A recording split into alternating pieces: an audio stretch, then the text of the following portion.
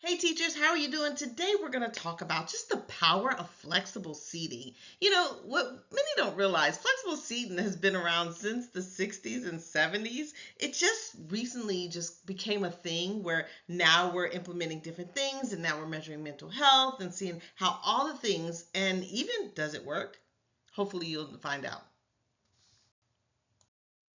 Okay, really being able to look at what is flexible seating and what are the options when it comes to flexible seating. So we're talking about tables, tall tables, low tables, bean bags, those wobbly stools, right? And so some of the things that we find extra funding for to purchase.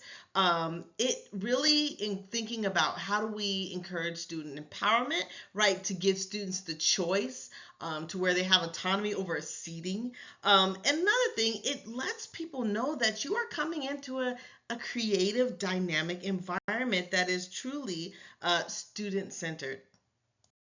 Okay, so here's some findings. So when it comes to engagement and like academic outcomes, 78% of students like be engaged while sitting at the tall tables. They really like that. And then those wiggly seats that teachers kind of love, not so much, right? Those are where the situation where students showed high engagement because they were able to wiggle and move. And then 61% enjoyed the low tables, right? When we're talking about different types of engagement. And then 52% was the lowest engagement when it came to those traditional desks.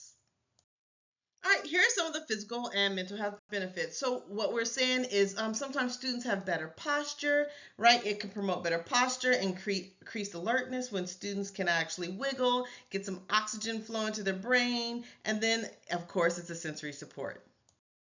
Now, the research goes into well being and gender differences. So, what we see is the dark label right here, right, is the well being score with flexible seating. And then the light one here is the well being score with traditional seating. So, as we see, increased rates found that flexible seating has improved well being and mental health for girls and boys. So when we think about classroom and community communication, we really think about like ownership, right? It kind of shifts the ownership to just teacher autonomy to this is our space, right? The communication change, it encouraged more maybe think pair share, maybe collaborative options, maybe more dialogue between students. It engulfs a sense of community, right? Thinking about the emotional intelligence and classroom bonds. It also helps with collaboration, right? And it continues to build teamwork with problem solving skills. So, granted, the study does have its limitations, right? Each student has individual differences. Not all students do well in flexible seatings. We've seen that to be true. Thinking about implementation and planning, it requires clear expectations and trying to rotate and figure out what are the systems around this is crucial. And then, of course, many teachers do have mixed results.